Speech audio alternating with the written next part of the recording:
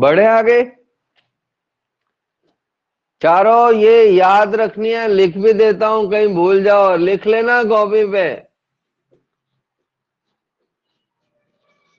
English वाले English में लिख लेना और हिंदी वाले हिंदी में, नहीं तो एमटीआर लिख लेना। सर एक मिनट सर, ये मेंडियस रिडक्शन में पार्शियल होगा या क्या? एमाइड में हाँ, और साइनाइड से ही तो होती है मेंडियस में यार। नहीं, मैं ये कह रहा हूँ पार्शियल रिडक्शन होगा क्या इसमें? फुल रिडक्शन मेंडियस में फुल, स्टीफन में पार्शियल। ठीक, हटा दूं? ठीक है। तो देखो मैंने ये हटा दिया, और अगला क्वेश्चन जेई के एग्जाम में आया हुआ क्वेश्चन है कि ये हमारा बेंजल्डिहाइड है, और यहां पे भी हमने C6H5 जोड़ दिया, यहां पे भी हमने C6H5 जोड़ दिया, तो क्या प्रोडक्ट कैसा होगा? और जो एसिड बना है उसका नाम मेंडेलिक एसिड है, मेंडेलिक एसिड। तो मेंडेलिक एसिड डेक्स्ट्रो होगा, लीवो होगा या रेसिमिक होगा? रेसिमिक ही होगा।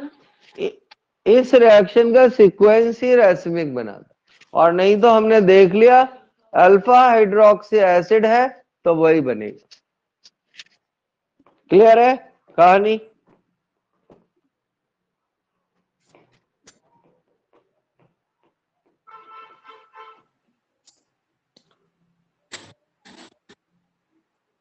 बढ़ो भैया आगे।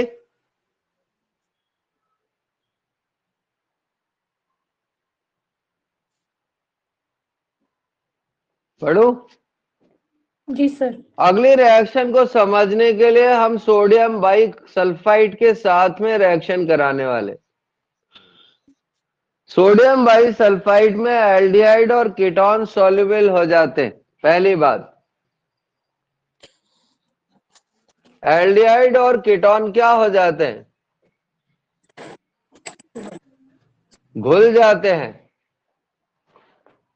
ठीक है। दूसरी बात हमें ये याद रखनी है, all aldehyde give this test. यहां पे एक लाइन और लिख लेना, इसको प्योरिफिकेशन और ग्रुप टेस्ट में उपयोग किया जाता है, शुद्धिकरण में और समूह परीक्षण में, ग्रुप टेस्ट में। प्योरिफिकेशन प्लस ग्रुप टेस्ट है, मतलब इससे एल्डिहाइड और कीटोन को चेक किया जाता है। एक बच्चे को लिया और सोडियम बाइसल्फाइड के ड्रम में डाल दिया, अगर सॉल्युबल हो गया इसका मतलब बच्चे में एल्डिहाइड कीटोन था। ठीक है ना? All aldehyde give this test, सारे एल्डिहाइड ये टेस्ट देते हैं। All aldehyde give this test, सारे एल्डिहाइड ये परीक्षण देंगे। मतलब कोई भी एल्डिहाइड इसके साथ में रिएक्ट करेगा तो घुल जाएगा। पर यहां पे काम की बात है, ठीक है ना? एरोमेटिक कीटोन ये टेस्ट नहीं देते हैं।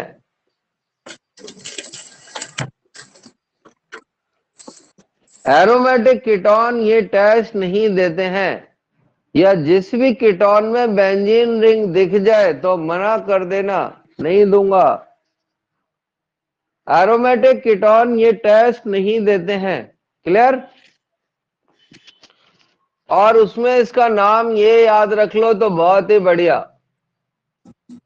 इसका नाम है एसिटोफिनॉन। तो वो हमसे पूछेगा एसिटोफिनॉन और एसीटोन में से कौन सोडियम बाइसल्फाइड के साथ में रिएक्ट करेगा?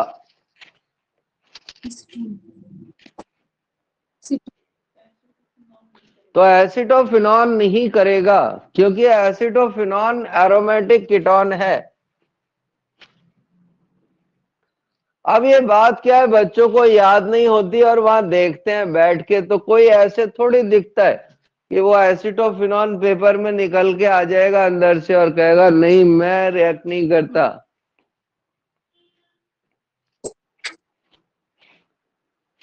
तो भैया पेपर में निकल के नहीं आएगा, आपको घर से याद रखना पड़ेगा कि एरोमेटिक कीटोन सोडियम बाइसल्फाइड के साथ में रिएक्ट नहीं करता है।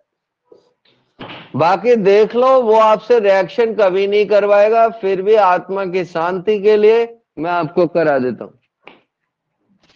हाँ, कई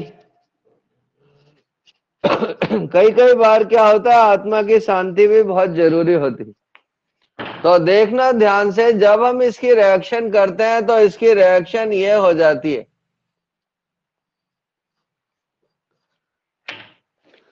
Na जाकर O से जुड़ जाता है, क्योंकि ये पॉजिटिव है और ये नेगेटिव है। ये नेगेटिव इसलिए है क्योंकि सीधे हाथ पे।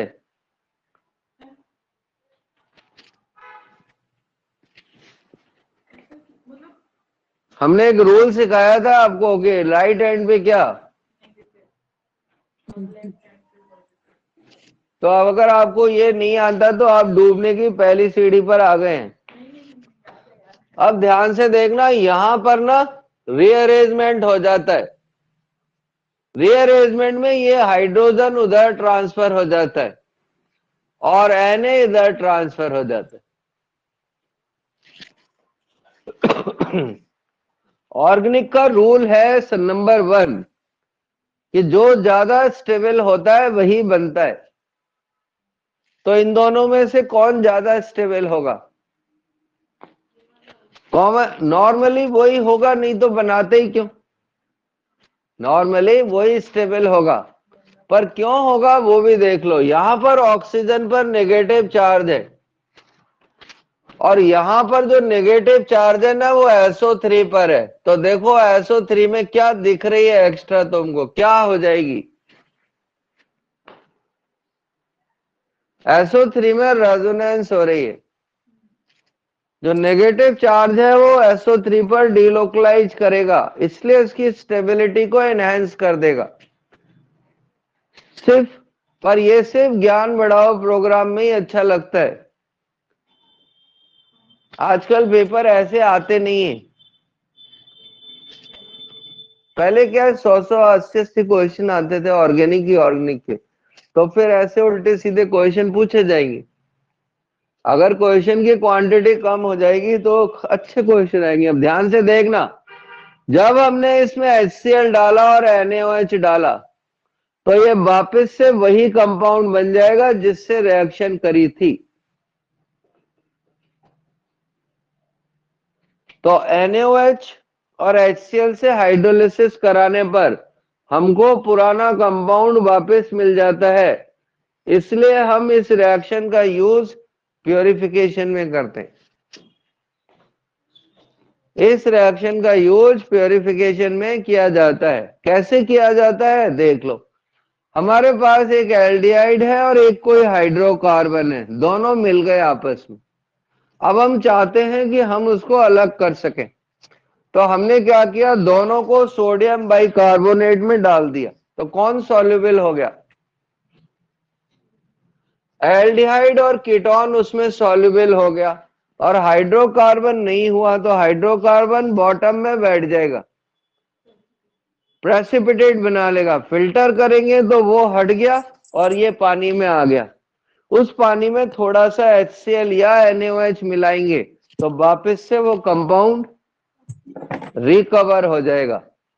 अब आपको ये बात सिर्फ याद रखनी है कि सोडियम बाइसल्फाइड से एल्डिहाइड कीटोन का प्यूरिफिकेशन किया जाता है, इससे ग्रुप टॉस्ट किया जाता है और एरोमेटिक कीटोन ये रिएक्शन नहीं देती। बाकी ये प्रोटॉन प्रोटॉन ये NCERT में दिया हुआ है। ये NCERT वाले कैसे बदमाश है, बताते कुछ नहीं है, बस लिख देते हैं कि देखो और पहचानो। वो अच्छा भी करते हैं कि अब टीचर को जिसको जितनी नॉलेज है वो उतना पढ़ा लेगा। अगर वो लिख देगा तो अब पढ़ाना जरूरी हो जाएगा, तो पढ़ाना जरूरी हो जाएगा तो सारा पढ़ाना पड़ेगा, सारा पढ़ाना पड़ेगा तो कईयों को तो आएगा नहीं और बच्चों का नुकसान भी हो जाएगा। क्यों? ज्यादा पढ़ना अच्छी घटना नहीं है। क्लियर? प्रदीप कोई डाउट? नहीं सर। प्रदीप, तो नहीं। ये हम ऑलरेडी पढ़ चुके हैं, हमें लगता है कि पहले ही तुम लोगों को आता है। तो ये तो आज योग्यता ही बताएगी सारे।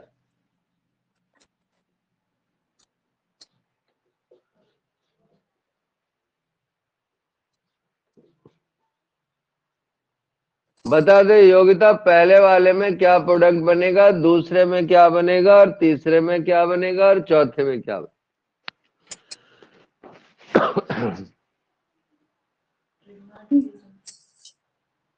मीथेन।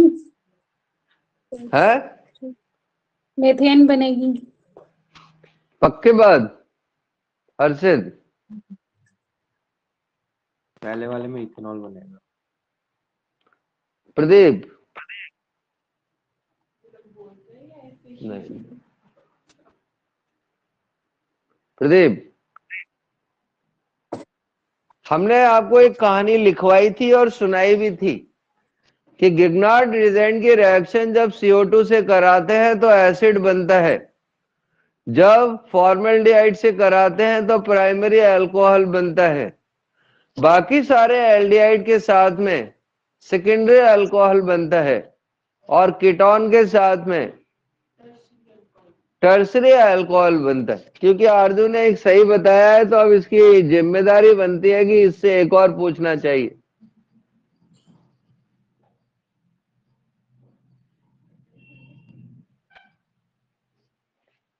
तो योगिता, फर्स्ट वाले का प्रोडक्ट क्या होगा? फर्स्ट वाले का पूछ रहे क्या योगिता? एथेनॉल बन जाएगा। एक कार्बन इसमें, एक कार्बन इसमें, और प्राइमरी अल्कोहल बनाना है। ऐसे की जाती है ऑर्गेनिक, याद हो तो। और याद नहीं है तो कर भी कैसे लेगा तू भैया? जब आपको पता ही नहीं है कि बनाना क्या है, कैसे बनाओगे? प्राइमरी अल्कोहल बनेगा एथेनॉल। इसमें जो अल्कोहल बनेगा योगिता, वो कौन सा होगा?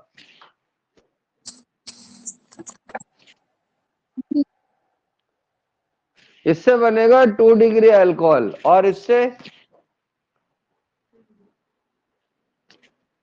कुछ बच्चे क्या है, क्लासरूम में सामने बैठ के गलत गलत बोलते हैं, सारे एल्डिहाइड सेकेंडरी अल्कोहल देते हैं। इस बात को ऐसे याद किया जाता है, सारे एल्डिहाइड सेकेंडरी अल्कोहल देते हैं फॉर्मल्डिहाइड को छोड़।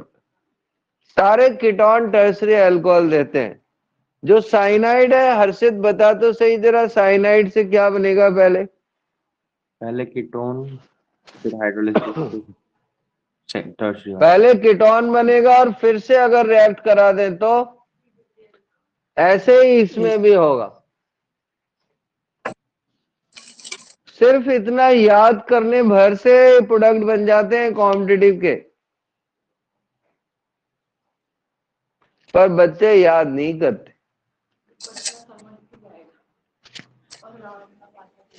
हैं। तो भैया बिना याद करे कुछ भी नहीं है। ये मैंने आपको करके भी दिखाए थे।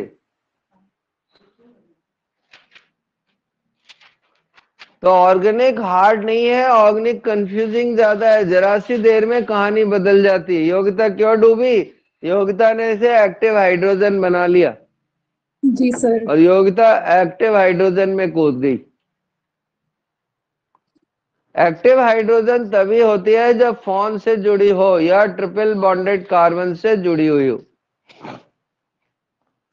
तो कृपया करके गलत जगह ना कूदें। बिल्कुल, ज्यादा पढ़ना है, ज्यादा कंफ्यूज करता है। अगर आपको बस इतना ही सिखा देते कि एल्डिहाइड और कीटोन न्यूक्लियोफिलिक एडिशन देती, तो कितनी हैप्पी लाइफ होती है। और कोई आपसे यही बात पूछ लेता है। हाँ, तो ये तो है ही पढ़ाई का। पर हम जो पूछते हैं वही पढ़ाते हैं, वही वो पूछते हैं। हाँ, हमारे वाले में ऐसा केस नहीं है। बाकी लोग क्या है, अच्छी चीजें पढ़ाते हैं, अच्छी मतलब दिखने में अच्छी, सुंदर लगे कि एक होता है ना, दूर से फोटो में दिखती है बहुत सुशील बहू है ये तो। हम अगली रिएक्शन पढ़ रहे हैं और अगली रिएक्शन का नाम है, उनको कौन सा पता है। वो जुआ है, वो जुआ खेल के ही पता लगता है जुए में जीत गए कि हार गए। सही है ना योगिता? है? सही है सर, बिल्कुल। बच्ची कह रही है घर वालों की, इसीलिए घर वालों की पसंद से शादी करनी चाहिए। मेन की वो जुआ है, उस जुए को खेल के ही पता लगता है जीत गए कि हार गए। ठीक है कि नहीं? तो हम चलते हैं आगे। Electrophilic addition reaction. Electrophilic addition reaction कौन देने वाला है?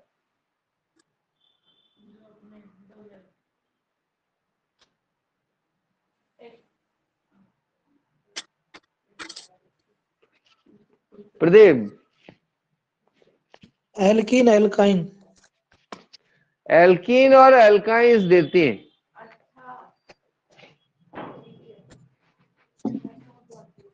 एल्कीन और एल्काइंस चैप्टर, ये दो चैप्टर, अगर हम ये दो चैप्टर ये रिएक्शन सीख लें तो 11th की आधी ऑर्गेनिक खत्म हो जाती है।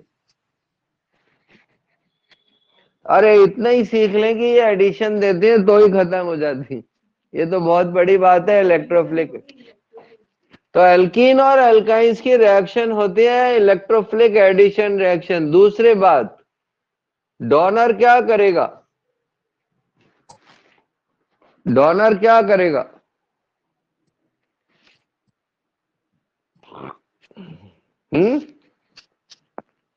कम करेगा। इंक्रीज या डिक्रीज? Please।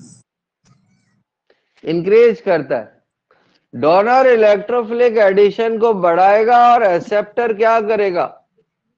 एक्सेप्टर इसको डिक्रीज करेगा। ठीक है? यहां पर हम नोट डाल लें तो जिंदगी काफी आसान हो सकती है। कार्बोकैटायन बनेगा, कार्बोकैटायन बनेगा, उसमें रीअरेंजमेंट भी होगा। कार्बोकैटायन बनेगा और उसमें रीअरेंजमेंट भी होगा। और अगर आपको कार्बोकैटायन की स्टेबिलिटी नहीं आती तो कृपया करके इसकी हार्ड प्रॉब्लम ना करें। अगर कार्बोकैटायन की स्टेबिलिटी ऑर्डर नहीं आता तो टफ प्रॉब्लम आप कभी नहीं कर पाओगे। ठीक है कि नहीं? तो कार्बोकैटायन बनेगा और फिर उसको रीअरेंज भी करना पड़ेगा। क्या हुआ?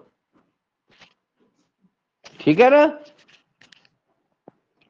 तो देखना, और हमारे सामने एक क्वेश्चन है और वो क्वेश्चन ये है,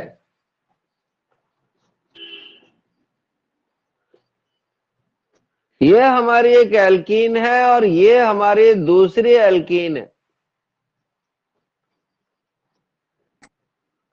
और ये हमारी तीसरी एल्कीन है, और ये हमारी चौथी एल्कीन। इन चारों एल्कीन में से सबसे ज्यादा स्टेबल कौन है? सबसे ज्यादा स्टेबल कौन है? फर्स्ट सबसे वाले पहले आंसर मत बताना, सबसे पहले बताना कैसे देखते हैं। हाइपर कॉन्जुगेशन से अल्फा एल्कीन की हाइड्रोजन। स्टेबिलिटी देखते हैं हीट ऑफ हाइड्रोजनेशन से। हाइड्रोजनीकरण की ऊष्मा जिसकी कम होती है वो ज्यादा स्टेबल होती है। तो ये है सबसे ज्यादा स्टेबल, इसकी हीट ऑफ हाइड्रोजनेशन सबसे कम है। क्यों कम है हर्षित? अब बोल सकता है उस आंसर को। इनवर्सली प्रोपोर्शनल होता क्योंकि है वो इसमें हाइपर कॉन्जुगेशन। इसमें 12 अल्फा हाइड्रोजन है, इसमें 9 है, इसमें 3 है, इसमें 0 है।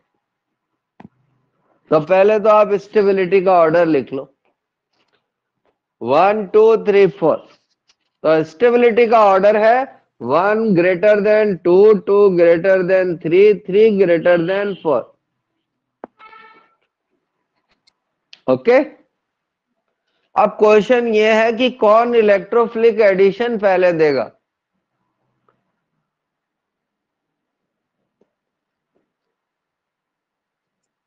चार नंबर। तो बिल्कुल जैसे तू डूबा है ऐसे ही डूबते हैं। फर्स्ट। वो जो एल्कीन ज्यादा स्टेबल होती है वही पहले इलेक्ट्रोफिलिक एडिशन भी देती है, क्योंकि इसका कार्बोकेटाइन ज्यादा स्टेबल बनता है। ओके, नीचे लिख लो, जो एल्कीन ज्यादा स्टेबल होती है वही इलेक्ट्रोफिलिक एडिशन पहले देती है। ठीक है, क्योंकि कार्बोकेटाइन की स्टेबिलिटी ज्यादा होती है। जिस एल्कीन का कार्बोकेटाइन ज्यादा स्टेबल होगा, जिस एल्कीन का कार्बोकेटाइन ज्यादा स्टेबल होगा वो पहले रिएक्ट करेगी।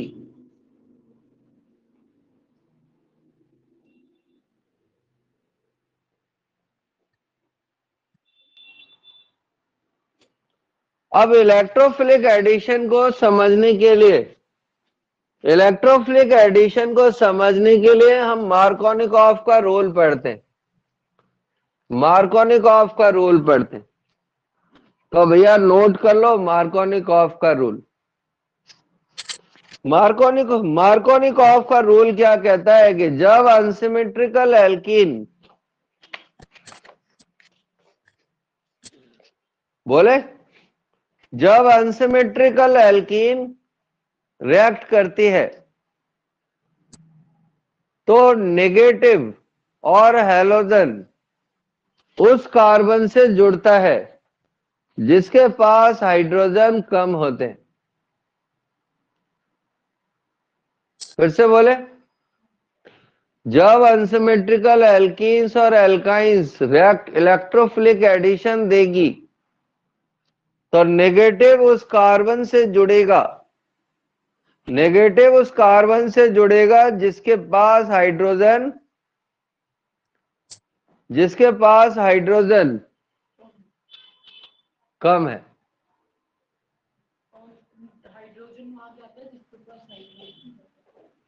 या फिर कुछ किताबों में आजकल ये रूल ऐसे भी लिखा हुआ है कि हाइड्रोजन वहां जुड़ता है जहां पर हाइड्रोजन ज्यादा है।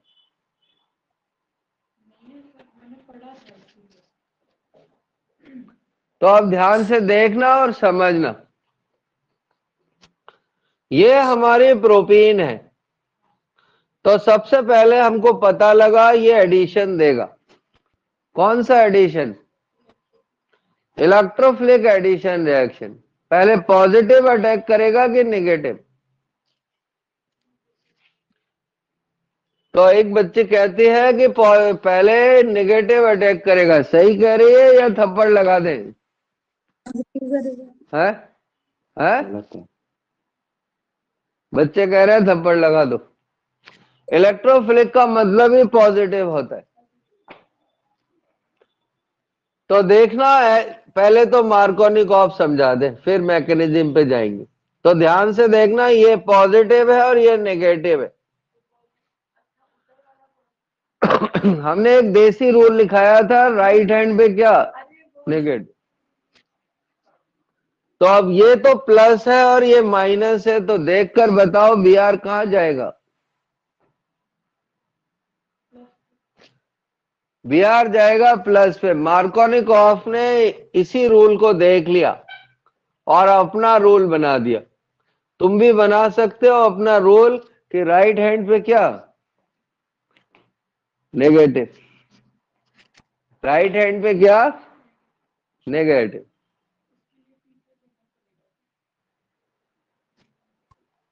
अब वो यहां क्यों जाता है? क्योंकि Br यहां पर, क्योंकि ये कार्बन पॉजिटिव होता। अब इसकी मैकेनिज्म पढ़ रहे हैं, देखना। तो सबसे पहले H प्लस अटैक करेगा, कौन? H plus. और H प्लस जाएगा और दो जगह जोड़ सकता है, यहां भी और यहां भी। अगर हमने इसको अंदर जोड़ दिया तो ये कार्बोकैटायन मिल जाएगा, और अगर ये बाहर जुड़ गया तो ये कार्बोकैटायन बन जाएगा। देखो ये दोनों बात समझ आती है क्या? अगर ये हाइड्रोजन इससे जुड़ा तो ये बन जाएगा, इससे जुड़ा तो ये बन जाएगा। अब ये प्राइमरी कार्बोकैटायन है और ये सेकेंडरी कार्बोकैटायन है, तो बताओ कौन सा ज्यादा स्टेबल होगा? सेकेंडरी। तो सेकेंडरी ही बनेगा। अगर प्राइमरी बन भी गया तो वो सेकेंडरी में बदल जाएगा।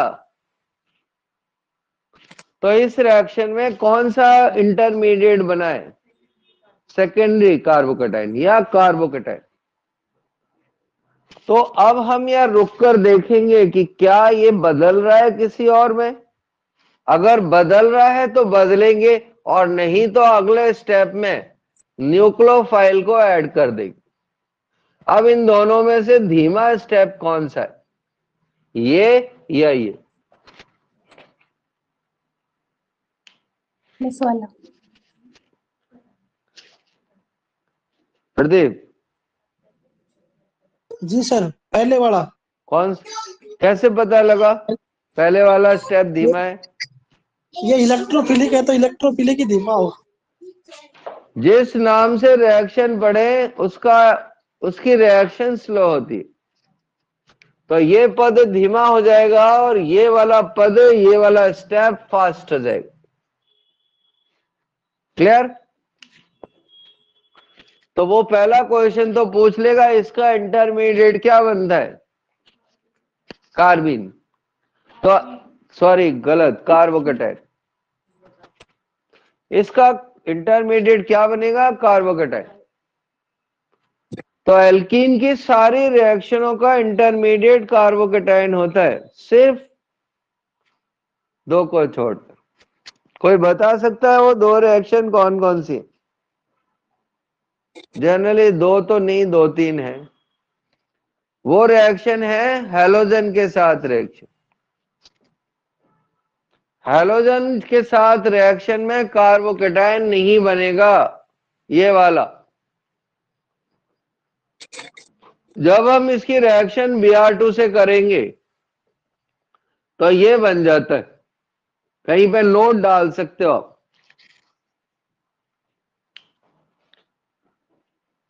तो वो पूछेगा इस रिएक्शन में इंटरमीडिएट कौन होगा? इसमें बनता है साइक्लोहेलोनियम, कार्बोकैटायन नहीं बनता। साइक्लोहेलोनियम कार्बोकैटायन नहीं, गलत, साइक्लोहेलोनियम आयन।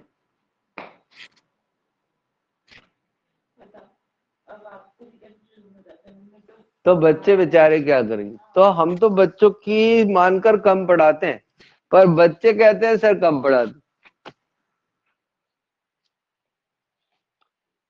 हम तो बच्चों का सोच के ही तो कम पढ़ाना शुरू किया है हमने।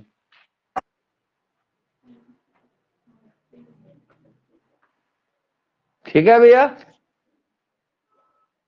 तो ये थी हमारी इलेक्ट्रोफिलिक एडिशन की छोटी सी कहानी, जो कल कंटिन्यू करेंगे। ठीक है? कोई डाउट है तो पूछ सकते हो।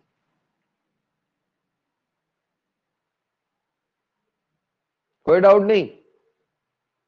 कार्बोकैटायन की स्टेबिलिटी याद रखना, उसके बिना ना फर्स्ट ग्रेड हो सकती ना नीट हो सकती।